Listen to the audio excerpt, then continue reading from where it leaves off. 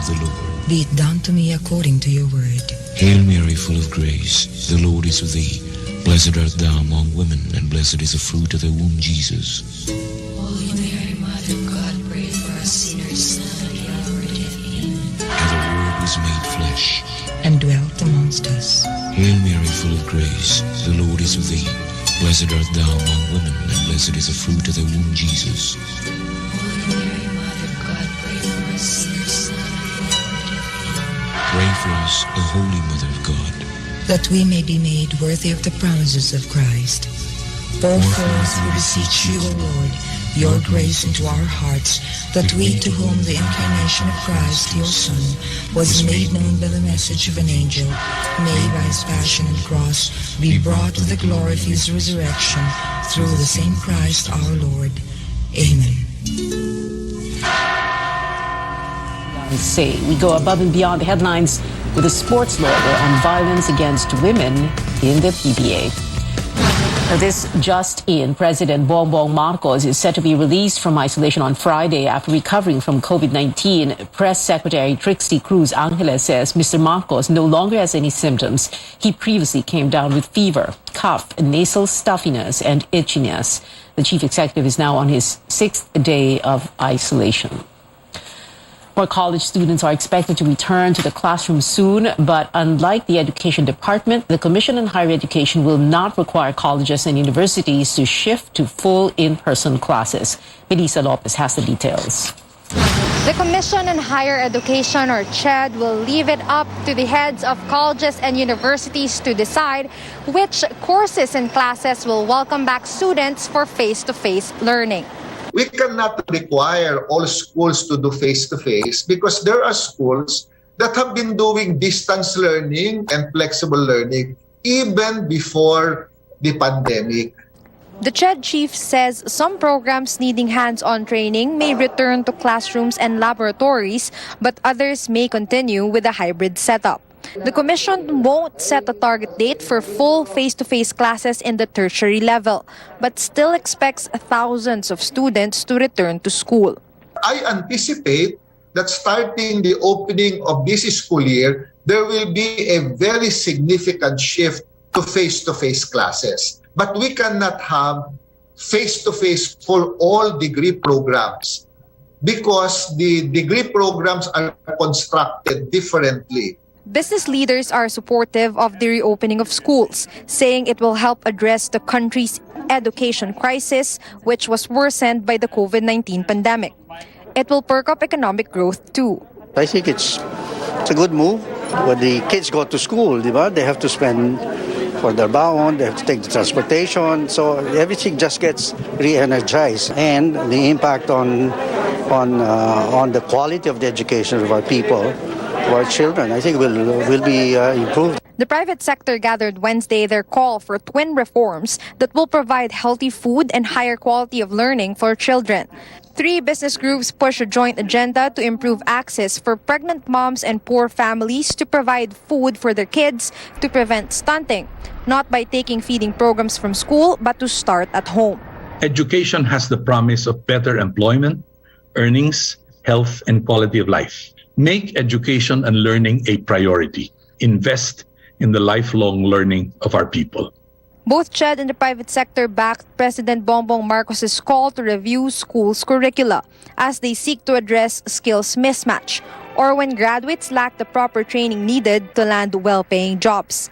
De Vera says study plans have been updated with a shift to the K-12 program, but still need to keep up with new technology.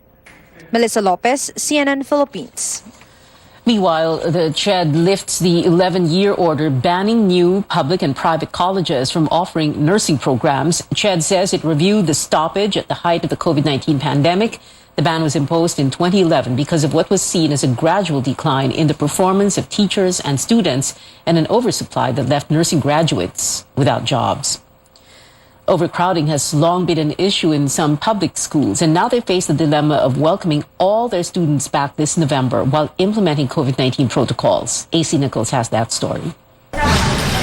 Principal Gilbert Inocencio heads one of the most populated high schools in the country. Rizal High School in Pasig City, which has received the safety seal, is among the first public schools to conduct limited face-to-face classes. But by November, the Education Department expects physical classes to resume at full capacity. Kailangan pag-usapan yung realities eh.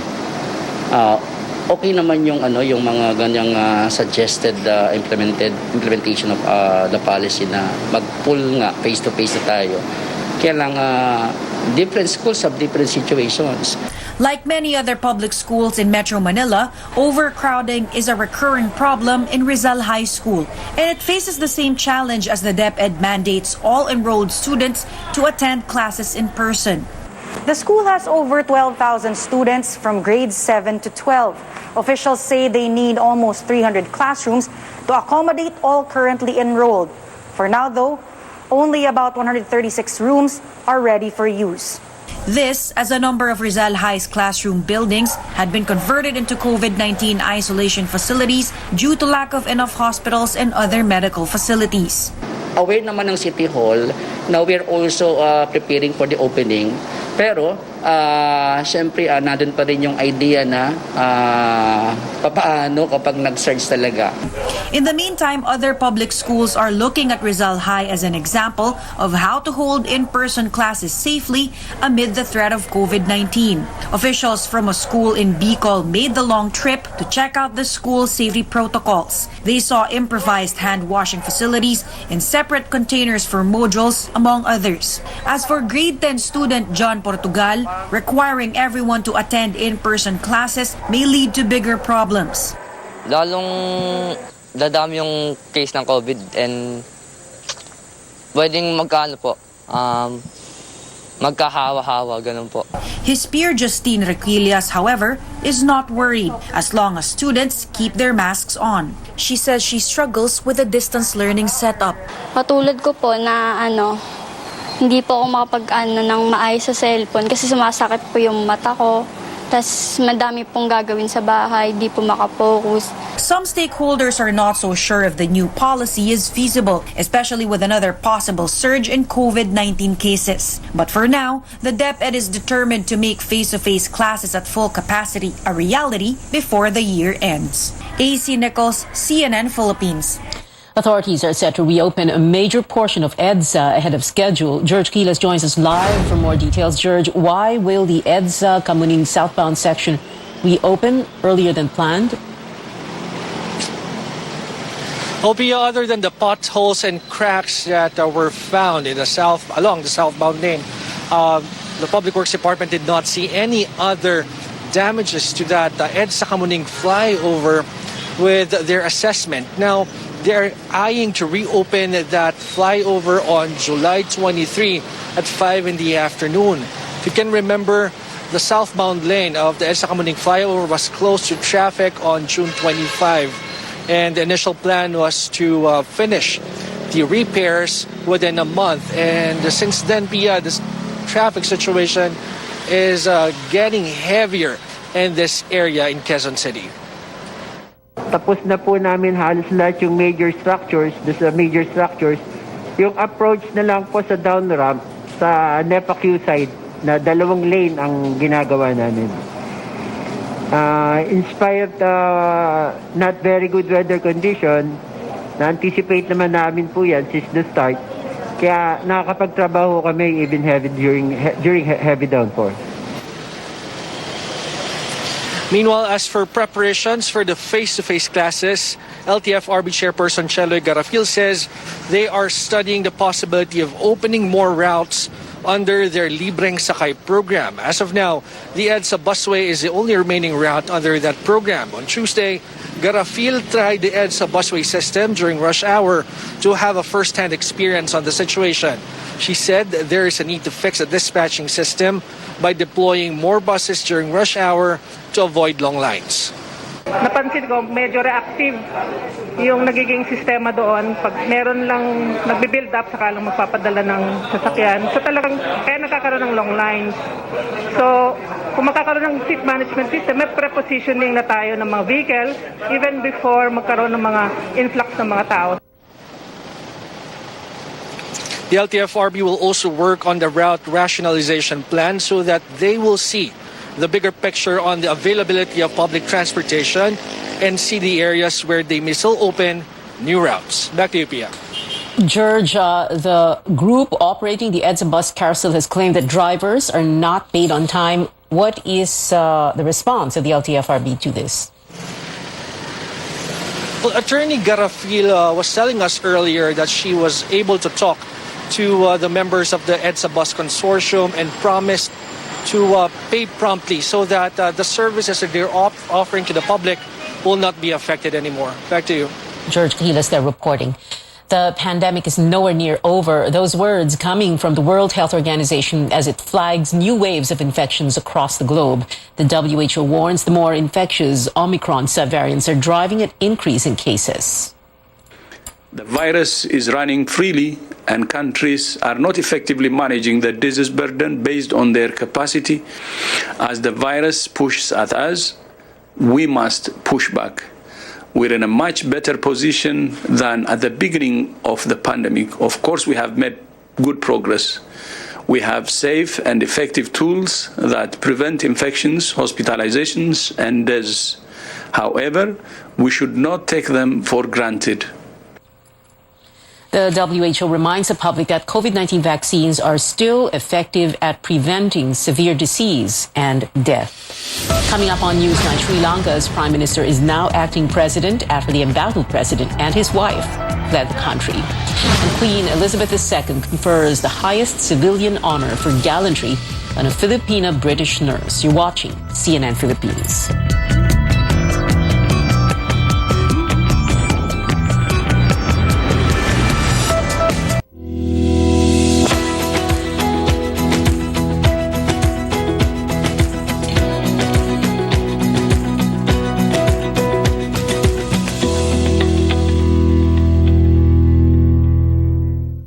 My faith in God led me to all these blessings. Kaya ako, all out sa lahat ng bigay ng Panginoon. Spirit, mind, and body. Sa tulong ng exercise, healthy diet, and MXU+. Sabi ng tatay ko, when you put God first, you will always be first.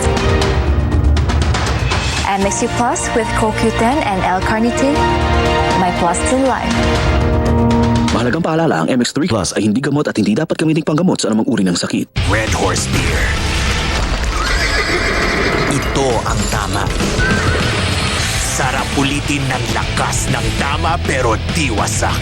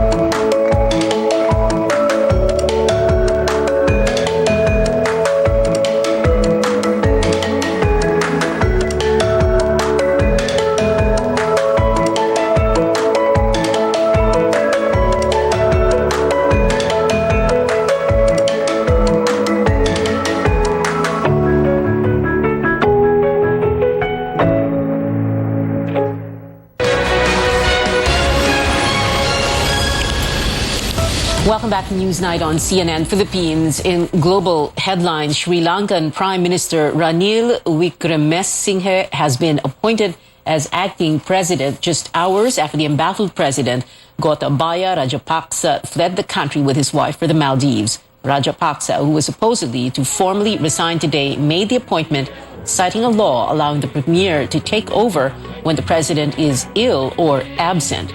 Wickremesinghe he was also expected to step down as prime minister on Wednesday.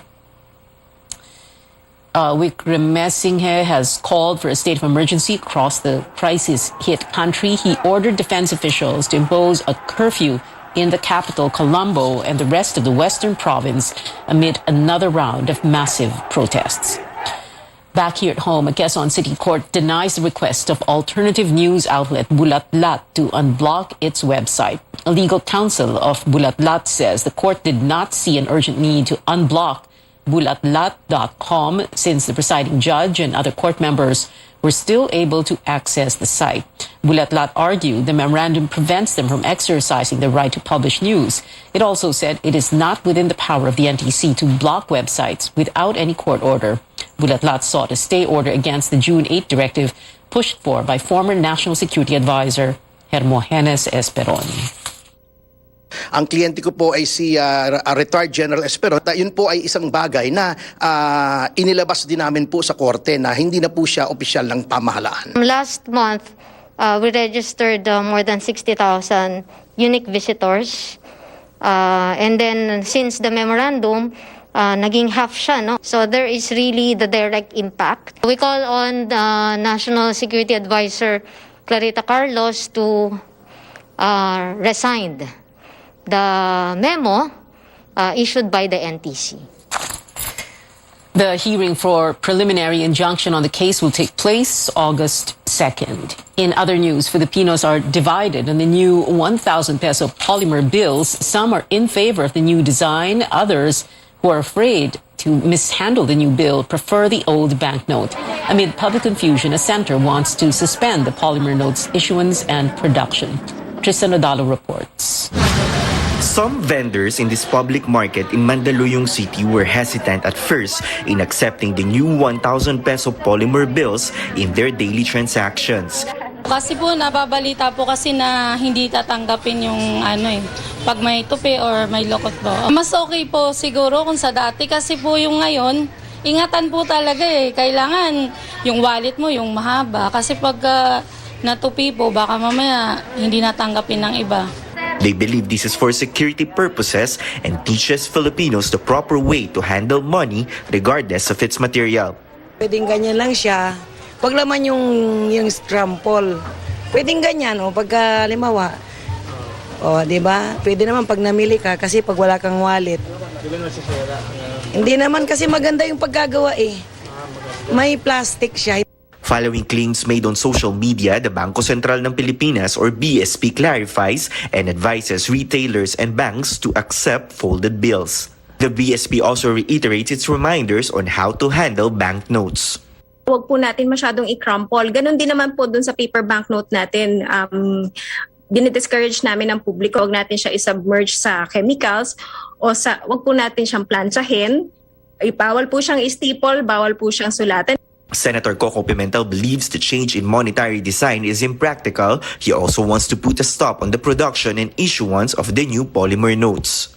Sa dami ng naririnig natin na don'ts, yung mga bawal gawin, mas nag-aalala ngayon ako, are we introducing really a more durable banknote or are we just giving unnecessary burden and obligations on our people? Siguro maghinay-hinay na muna ang BSP, kasama yan sa resolution ko, ilabas ang mga reklamo. Dapat umabot sa BSP. The lawmaker also laments the impact of the shift to polymer to local abaca producers. High-tech polymer pero plastic pala yan, plastic. Wala na pong made in the Philippines dyan na raw material. Pimentel says his resolution may be tackled by the Senate Committee on Banks or Economic Affairs. Tristan Odalo, CNN Philippines. A Filipino business tycoon receives the highest order of merit in France. San Miguel Corporation President and CEO Ramon Ang was awarded the Legion of Honor by the French government for his economic contributions to Manila-Paris relations. Ang thanked France for the distinction as he vowed to strengthen efforts to boost the economy.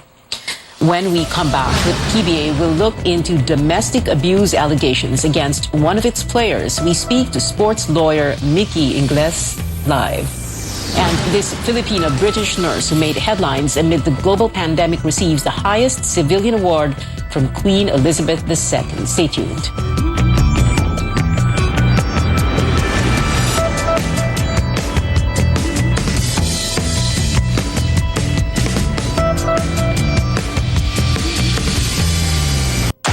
Dangerous out there. Buti na lang there's locally super fruits with 3 kinds of fruits that are super in many ways. First, there's our dragon fruit drink na mayaman sa prebiotics that aid digestion. Second, there's our passion fruit drink with no added sugar and high in vitamin C. Lastly, we have our mangosteen drink, good for your heart. All superfruits contain more antioxidants than your average fruit to help protect your immune system. Superfruit for super you. Fried chicken? Timplang happy! With easy-to-cook Magnolia Chicken Timplados. Iba't ibang sarap ng chicken, kaya. Anong Magnolia Chicken Timplados mo? Iba't ibang easy chicken sarap. We have the power to protect Mother Earth, keeping it cleaner and greener, to preserve our one and only home. Powering the good life. Meralco.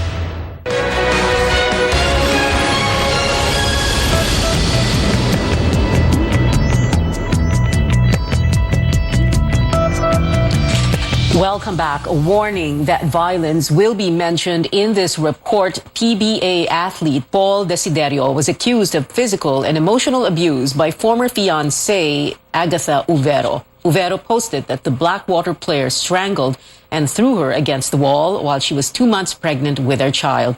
Desiderio has not yet responded to our request for comment. The PBA in a statement says it will conduct its own inquiry into the matter. Blackwater Bossing vows to look into the situation and possibly state its position if the allegations are true and the player gives his consent. We now go above and beyond the headlines with sports lawyer Mickey Ingles. Attorney Mickey, hi. Thank you so much for being with us tonight. Well, let's shine the light on this, shall we, Attorney Mickey? Can we go back first to the previous cases of several PBA players who faced similar allegations? I wanted to start with this because Siege Nantenko had tweeted and posted about this. No, parang let's do a little review. Can we do that, Attorney Mickey? Okay, sure. Go ahead. Yeah. Well, can you recount those players and what the allegations were against them and what happened to those allegations and if there were any investigations? Okay. So according to Siege's tweet, there has been like one Vowsy case per year since 2018 involving PBA players. I think the players were Mac Cardona, Halalon, Bo Belga, and now Paul Desiderio, right? What happened to these cases, I don't know because we don't have any reports on what actually happened to these players. So I don't know what the PBA did with these players because some of them are still playing. So I'm not sure if that's because they found that after their investigation, nothing did happen or something was worked out, right? So I really can't answer what happened with these cases. But so that's the long and short. But would you know if there were cases filed against them or hindi na umabot sa ganoon? I honestly don't think there were cases filed against them. At least from the news reports that I've been reading about the past cases involving PBA players. Well, Agatha Uvero herself posted about it on social media earlier this morning. So it kind of took social media by storm. No, and daming reactions. What was interesting here was that she detailed all these allegations of emotional and physical abuse. And I wanted to ask you if everything that she said there, no, and there's a whole long list of them, it's a litany of supposed alleged violations. Are these violations of the Violence Against Women and Children Act or VAUSI? They are, right? Yes, they are. Because if everyone remembers, violence against women and children, they cover any acts by an intimate person against a woman who was either his wife or former wife or with a person whom he has sexual relations or in a dating relationship with. So that covers the dating relationship between Agatha and Mr. Desiderio, right? And the acts covered by VAUSI include physical violence, sexual violence, psychological violence, and economic abuse. So the litany of alleged acts stated by Agatha in her tweet fall within physical violence and psychological abuse. So if these allegations are true, then they are clear violations of VAUSI. They may be allegations of violations of the VAUSI. However, these are social media posts. We've been told, and we're not quite sure, no, that she had this blottered already. However, hindi pa po ito, Attorney Mickey, ang kaso, right? If she wants to take this any further, she needs to file a case, correct? Yeah, definitely. So under VAUSI, you have actually two options whenever you are faced with abuse by your intimate partner and you're a woman. Number one, you can file for a protection order with the barangay. And alternatively, or maybe even as an addition to it, you can file a criminal case. So VAUSI is a criminal law. If Mr. Desiderio is found guilty of these acts, he will be facing jail time. But of course, that depends on Agatha if she wants to push through with filing a case in court. People would say kasi some people would venture to guess na pwede bang hindi na lang mag-file ng kaso, hindi ba pwedeng gobyerno na lang sampa ng kaso. Pero ang kaso, yung people of the Philippines versus so-and-so, that can only happen kung may complainant. Meaning, in this case, the woman here, Agatha, in this case, right? Kailangan siya mag-file ng kaso para maging people of the Philippines versus Paul Desiderio. Is that correct? Well, VAUSI is a public crime, so technically anyone can file for Miss Agatha. But the question is, how will the prosecution proceed if Miss Agatha doesn't want to at least participate in giving her affidavit or giving her side? So that it on her own. If she doesn't want to participate, someone else can file it for her under VAUSI. But how will we get her side during trial and during? And what is the reason why? Right? So what is the reason, Attorney Mickey, why women don't usually want to file a case? They will talk about it, magpo-post sa social media, and this has happened in the past. We've seen that happen. And then hindi magsasampa ng kaso. Yeah, well, we've seen a lot of that, and it's for a number of reasons. Number one is the stigma that they might face, right? So Agatha posted about it, and immediately she got people telling her that it's not true, or people telling her that it's her fault, right? And we've seen that in a number of cases whenever a woman comes up to speak.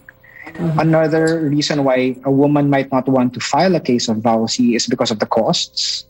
And another reason might be based on emotion, because if you file a case of VAUSI, you will have to see your abuser in court, right? You will have to face him, you will have to give testimonies against him. And some women might not want to do it and just go on their own way. Yung binanggit mo kanina lang, Attorney Mickey, ito yung sinasabing victim shaming, right? Palaging may dahilan, kasi ikaw, kasi ganito ganyan, etc., right? Yes, victim shaming. Yeah. And we should shine a light on this because like we've already pointed that, like what has already been pointed out, ang dami nang lumalabas, lumilitaw na ganito, specifically sa PBA, pero wala naman talaga nangyayari. Yeah, definitely. I mean, if what we've seen so far since 2018 is real, then the PBA should really step in to address the situation. I mean, the PBA has released a statement that they're going to investigate, but hopefully the investigation here really pushes through and something can be seen based on the investigation. Yeah, the PBA has the grounds under its constitution and bylaws to look into misconduct by its players, right? There's a morality clause there that mandates the players to have good moral character, to not do anything that might destroy the reputation of the game or the sport, and domestic violence does this. At kailangan matuloy pa rin ang investigasyon kahit walang kaso. I mean, for some reason, biglang magsabi si Agatha Uvero na hindi na ako magsasampa ng kaso. Just in case. Kailangan tuloy pa rin yung investigasyon. Yeah, definitely. So the investigation of the PBA and the filing of a criminal case by Agatha are totally independent. The filing of Agatha is a criminal case which involves our local courts. The investigation by the PBA will be an administrative matter handled by the rules and regulations of the PBA, so they can go separately and independently. Thank you so much for your insights, Attorney Mickey Ingles, sports lawyer. Salamat, Mickey. In other news, a Filipino-British nurse who administered the first COVID vaccine in the world was honored by the UK's Queen Elizabeth II with the highest civilian award for gallantry.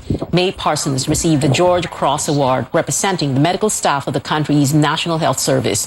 The honor recognizes, quote, acts of the greatest heroism. And that is it for now. Join me again on News.ph at 7 p.m. and on Politics as usual at 8. I'm Pio Ontiveros for Newsnight, where we go above and beyond the headlines.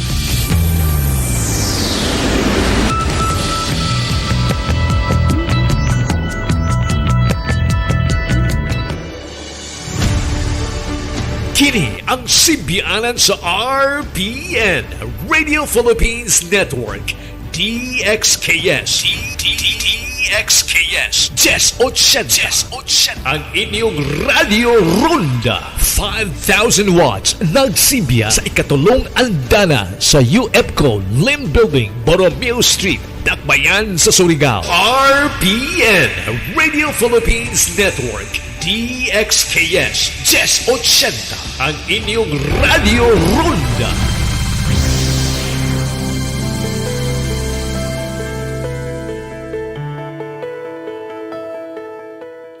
Good hygiene is the most effective way to combat infectious diseases such as COVID-19, as well as the flu. It mirrors the old adage that prevention is better than cure. Today, we'll learn more benefits of practicing good hygiene and its overall effects on our mental health. I'm Dr. Freddy Gomez, and welcome to MedTalk Health Talk on CNN Philippines.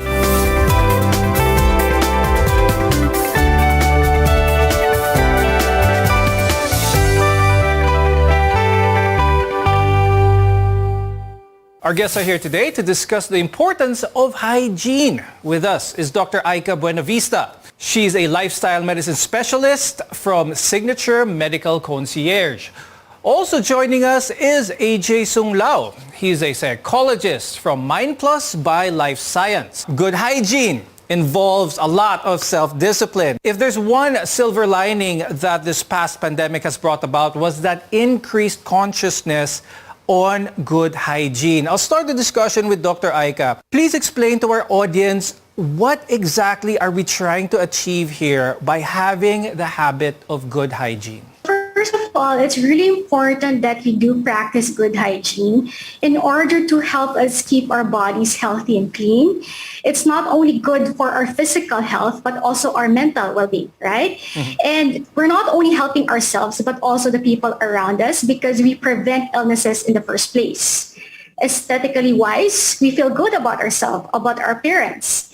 And in a social level, usually we would avoid people with poor personal hygiene because of body odor. And thus, this can result to isolation and loneliness. So as you can see, our hygiene impacts our overall well-being.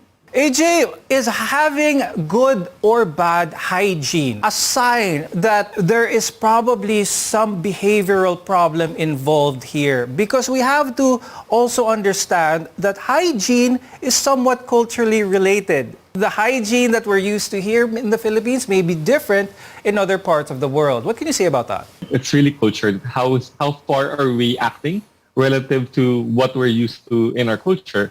And malaking bagay nga sa Pilipinas, lalo nga na ang, let's say, pagligo araw-araw, brushing your teeth every day. So these basic things. And if we're having poor hygiene, we're really going away from that norm, which could be a sign of many things.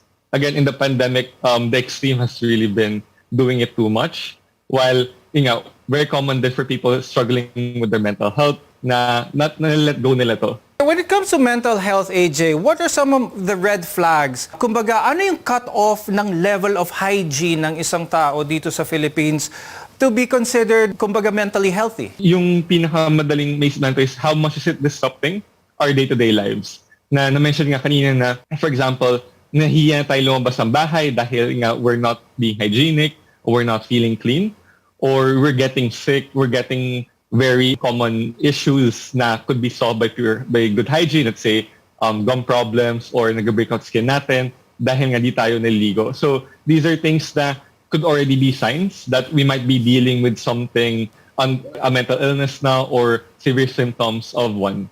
Now, I'll go back to Dr. Aika. When it comes to basic hygiene, what is considered basic?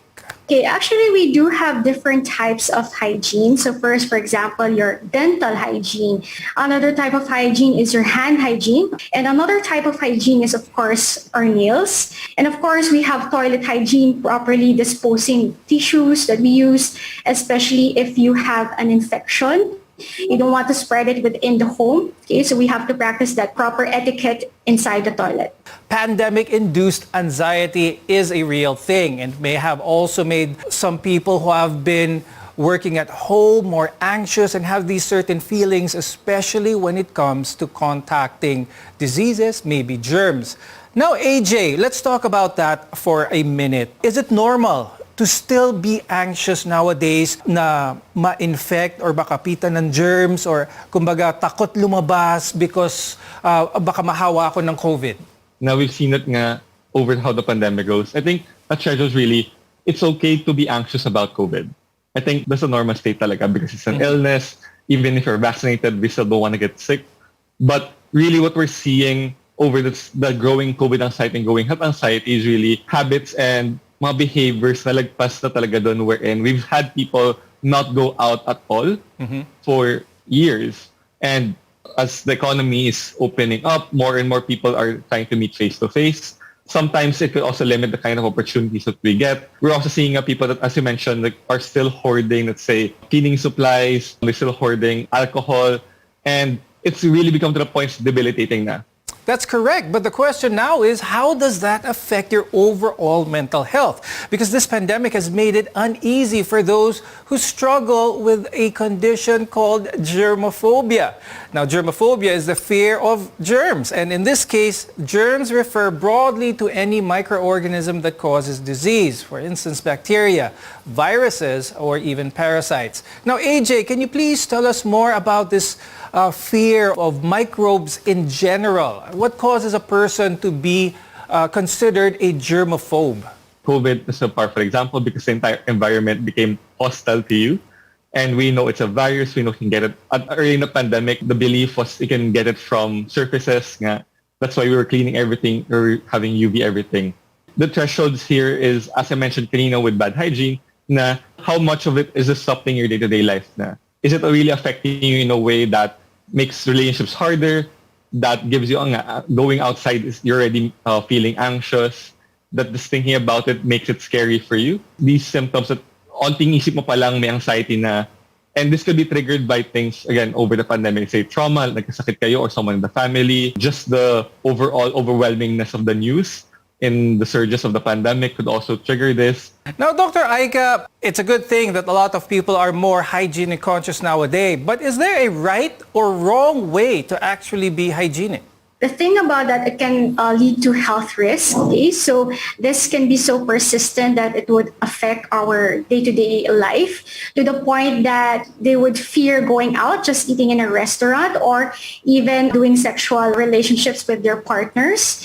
They fear going out to places that have a lot of germs, like public bathrooms, public transportation. They don't even go to school, to work. They are scared of touching doorknobs or shaking hands with somebody they just met. And it can also lead to a disorder called OCD, obsessive compulsive disorder, where we see patients would have to wash their hands 10 times after they eat, or they would have to shower 10 times in a day, or clean a surface 20 times. So as you can see, it's a dramatic response that is not necessary.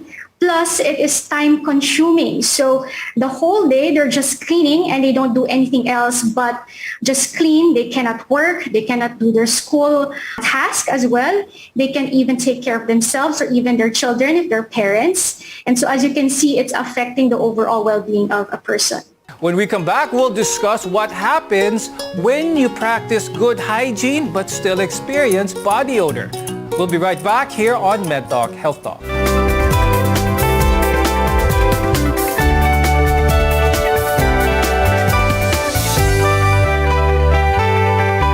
SMC, San Miguel Corporation. Bisag unsang industriya ang sudlan niini, tinguha sa SMC ang pag-uswag o paglambo sa mga Pilipino. Karon, gikan sa SMC, aniya na ang SMC Davao Cement. SMC Davao Cement. Gama sa Davao, para sa Mindanao. SMC Davao Cement. Ato ni Bay.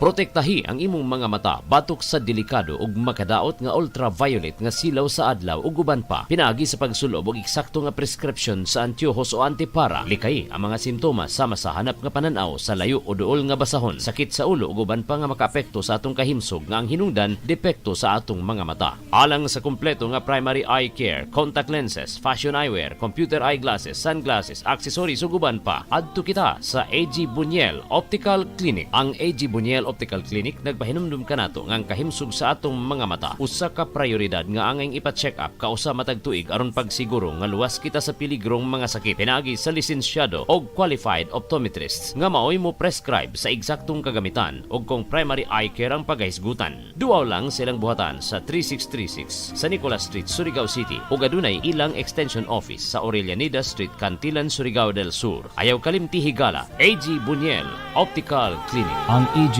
Buñuel Optical Clinic doon na branch dito sa lungsod sa Dapa sa may Lupis Haina Street, Poblasyon Dapa, Surigao del Norte. Ang AG Buñuel Optical Clinic dinhi sa syudad ng Surigao no transfer na sa bag-ong location sa Nicolas Street Ragyahapon, tapad sa Garcia Hotel at bang sa Unicity. Ang Riverside Parts Master Incorporated na silang bagong location sa Dalan, Burgos ning atong syudad. Mahimo niyong tawagan sa telephone number 231-7478 or 826-3663. Mga produkto nga inyong mapalit, genuine, Makita Power Tools sama sa planer, drill, grinder, Triton paints, construction supplies, angle bars, flat bars, GI pipes, automotive spare parts, Firefly electrical devices sama sa switches, bulbs ug outlets. Adto ang Riverside Parts Master Incorporated sa ilang bagong pwesto sa Dalan, Burgos ning syudad. Makahangyo ka o makabarato pagyod diha sa Riverside Parts Master Incorporated.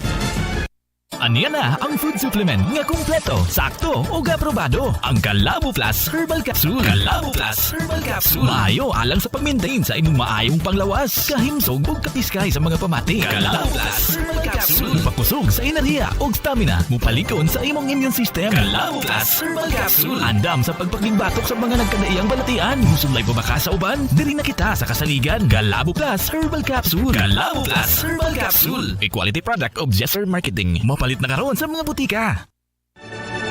RPN Radio Philippines Network. Radyo Ronda DXKS Surigao. Member, kapisanan ng mga broadcaster ng Pilipinas.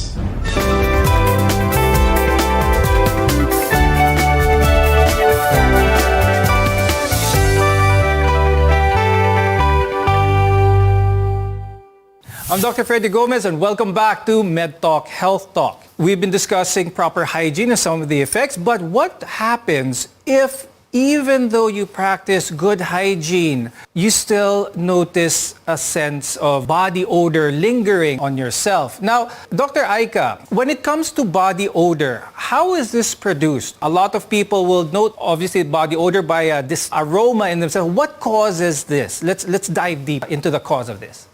Yes, so for body odor, it's not just about the hygienic practices of a person, but it's a mix also of our sweat glands, how it activates in our body, as well as bacteria. So it can also change because of our hormones, especially if there's hormonal imbalance, even the food that we eat, okay, certain infections that we might have already, medications that we are drinking, and other underlying conditions like diabetes. So they can also have body odor as a complications. Dr. Aika, you bring up some very good points there. Now, let's tackle them a little bit more specifically here. When it comes to, you mentioned glandular problems, maybe the sweat glands. What is happening here? Anong nangyayari? Bakit nagkakaroon ng body odor? So the first thing, of course, when especially it's a bit smelly, doctors would have to investigate further, especially trying to check if if a patient has diabetes, gout, menopause, or undergoing menopause, if they have a very hyperactive thyroid, or they have a liver problem as well as a kidney problem, and even other infectious disease. It can, of course, be due to hormonal changes. So, for example, for those who are undergoing menopause, they have hot flushes. For women, it is expected that during ovulation, in their menstrual cycle, the body's odor also changes. So that's a normal occurrence in females. Now, Dr. Aika, how about when it comes to certain foods? What component in that food creates a reaction in the body that may promote hyper secretion of the glands and then thus cause some body odor? Yeah, so some foods actually have a high amount of sulfur, and sulfur is the one that causes that a bit of rotten smell, and they can be obtained from onions, garlic, cabbage, broccoli, cauliflower, and red meat. We also sometimes use spices, right, to give taste to the food, like, for example, MSG. Even spices like curry can give that certain odor, and hot sauces as well. Now, AJ, as discussed by Dr. Aika, there are several things that may cause body odor that are beyond the control of the individual. Now, let's discuss that. How does this affect? Because kahit na they're practicing good hygiene, they have good hygiene habits, meron pa rin talagang smell. And it can affect them in both their relationships. As we mentioned earlier, it may be culturally unacceptable in certain areas. What effect can this happen to the individual? The first year is really frustration. Na imagine I'm doing everything I need to, I'm doing it well, but it's still happening, still being, I still notice a body odor from me, so that can cause frustration. On a more social level though, there could be baka ma-ostracize ka or mabully ka. Children are susceptible to this, especially some kids don't really know how these things happen, especially again in puberty where these kinds of perceptions are matter. Na, pagka may BO ka, as what people call it, it could lead to people to bully you, to make fun of you. As an adult, there's a lot of shame. Now, might want you to recess a bit, might want you to, ay, kasi lumabas ako because I'm ashamed of my body odor. How should parents approach this then? Should they reinforce the security of the child, or should the parents try really and find ways on how to manage that odor to fit in the society that they're in? I think, of course, the number one thing your parents should really do is, of course, make sure they know the cause. Now, as Dr. Aika mentioned earlier, body odor, especially with good hygiene, might be caused from an infection or certain diseases. So number one, let's make sure that's not it. But on specifically just the child, of course, one thing is to communicate to the child that often it's not them, right? Children can be mean, certain individuals can be cruel, and that's something that's outside of our control. Like, we can't really control how they react, but then we can prepare the child to be able to manage certain how they respond to those kinds of, let's say, bullying, those kinds of actions. At the same time, hopefully, so in a school, we also talk to the teachers or talk to the administrator to make sure that at least we prevent them. AJ mentioned how important it is to find the reason for that body odor and to address that. Let's talk about addressing that. If someone has BO because of hyperactive sweat gland, what type of treatments are usually used to manage this? So first of all, if you do have body odor, it's best to consult your doctor first. I know there are a lot of information online that would be sold as home remedies. But of course, remember that this also is treated by medications and procedures. Like, for example, we do small injections of Botox in the armpit. There are also some prescription medications that we give to patients, even antibiotics, especially if it is bacterial in nature. Some even would have very severe conditions that would need surgery. So we also have to dive into the personal hygiene of the patient, which we do as lifestyle medicine physicians, even focusing on the stress level of a person, because remember, as I mentioned a while ago, that odors can also stem from the stress level of a patient. Now, coming up, we'll give you tips on how to practice better hygiene, only here on MedTalk Health Talk.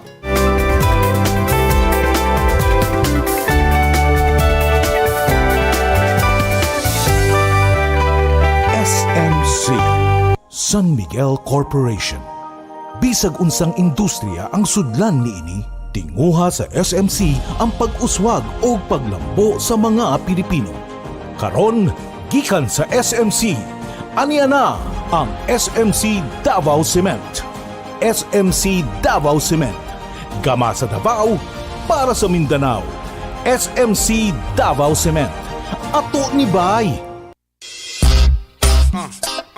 Maayong balita sa tanan sa atong panginahanglan sa panimalay, mga gamit, ingon man mga dekorasyon, pwede na natong mapalit diha sa Wellington Bazaar.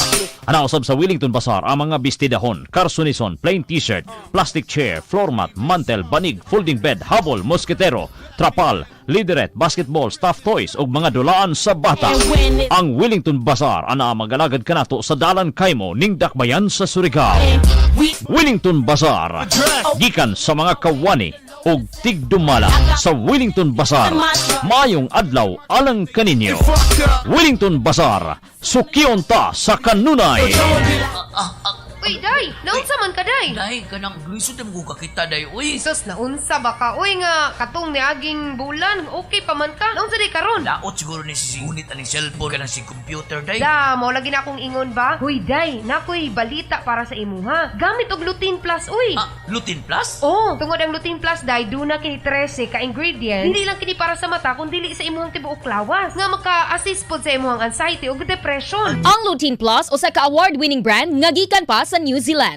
The award-winning supplements from Clean Green New Zealand Omega Plus nag-support sa heart and blood system. Ang Lutein Plus ay 13 ka mga ingredients lakip ng vitamins A and C. Dili lamang kung maradyaw sa itong pananaw, nag-support sa bini sa ato intero lawas. Ning panahon nga diyari kita kuman sa COVID-19 pandemic, kinahanglan magpabilin kitang himsog inom sa Lutein Plus, Omega Plus, and Primrose Plus Soft Gel. Inintanan available sa New Family Drug, Palma Drug, sa Aquarian Pharmacy. Pagdalaga o gulitaw na gani, kinahanglan limpyo og hamis kanunay ang kutis. Gamit og Karisma Kojic Soap. Karisma Kojic Soap, pampahamis, pampaputi ug pampabata sa panit. Karisma Kojic Soap. Karisma Kojic Soap. Mao kini ang tubag alang sa mga teenager nga gusto makaangkon og nindot nga kutis. Karisma Kojic Soap. Karisma Kojic Soap. Karisma Kojic Soap. Karisma Kojic Soap. Ang sikreto sa mga gwapa o gwapo. Karisma Kojic Soap. Mabalit sa inyong mga suking butika. Mga Surigaonon, ana-anay maayong lugar na adtuan ang Interior Hub Home Furnishing Shop nga nahimutang sa Dalan Borromeo ning Dakbayan sa Surigao. Anaa kanila ang barato ng mga gamit para sa pagpagwapa sa inyong banyo, kusina o tibuok balay. Nagtanyag sila sa mga packages, sa faucet, wash basin ug toilet bowl with complete fittings na swak sa inyong budget. Sa Interior Hub Home Furnishing Shop, daghan kay kapilian, mga bag-ong mga designs ug dekalidad ang mga produkto. Interior Hub Home Furnishing Shop, Borromeo Street, Surigao City. Owned and managed by Earl Brian Palma. Contact number 0945 30-60648. RPN Radio Philippines Network. Radyo Ronda DXKS Surigao. Member, kapisanan ng mga broadcaster ng Pilipinas.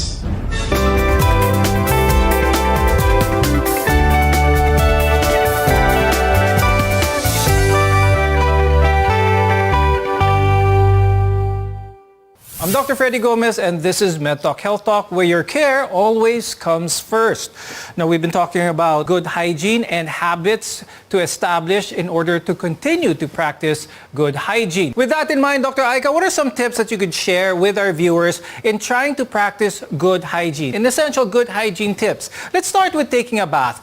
Is the type of soap important pag naliligo ang isang tao? And is there a certain time limit na dapat? Because we all know when it comes to brushing our teeth or washing our hands, there has to be some level naman of time for you to have those effects of good hygiene. When it comes to bathing, what are some tips that you could share with the viewers? It would depend on the skin concern of course, of the patient. So for example, if they do have a fungal infection, we would prescribe fungal soaps. If the patient has sensitive skin, of course, we would prescribe very hypoallergenic skin soaps in the first for the body. And with regards to the timing, of course, for example, for brushing your teeth, at least 2 minutes is already enough, as long as it is done properly in a circular manner. And of course, they do have to floss, okay, every day, at least before going to sleep. With regards to hand washing, you would also want to use any soap is fine as long as it's mild soap within the 5-step recommendation of course, WHO. Again, washing your hands under running water and then making sure that the soap would bubble or lather, rubbing them, okay, on the back of your hands, between your fingers and underneath your nails. Now, AJ, with all of this, all the tips in mind, what can you advise our viewers who are still anxious to go out, who are still anxious because the pandemic is still with us? That is still a reality, and it causes that level of anxiety. It affects their work, it affects their performance. What advice can you give them? I think the number one advice really is, of course, let's check our habits again.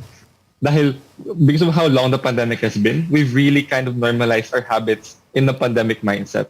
But as we now go outside of this, as again, the economy opens up, we're able to go out, we can start recreating habits again that kind of normalizes our lives in this space na. So it could be something like going out with friends. We could schedule that from dati online meetups. Now we can do it face-to-face.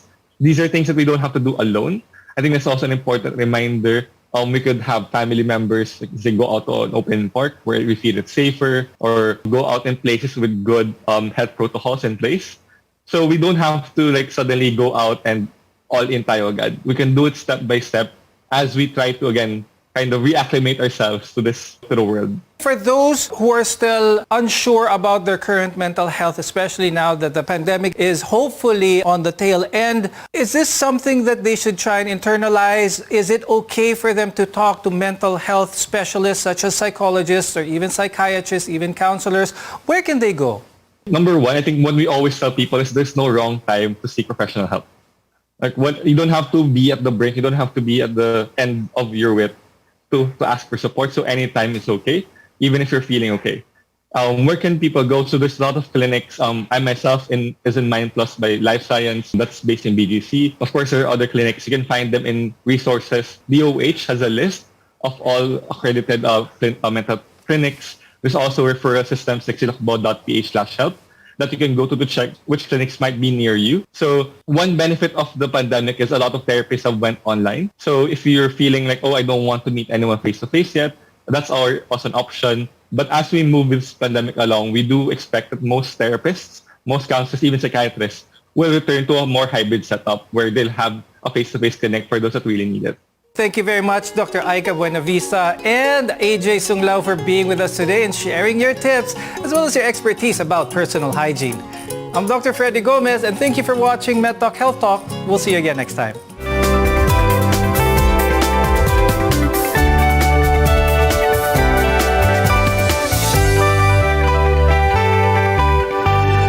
RPN Radio Philippines Network. Radyo Ronda.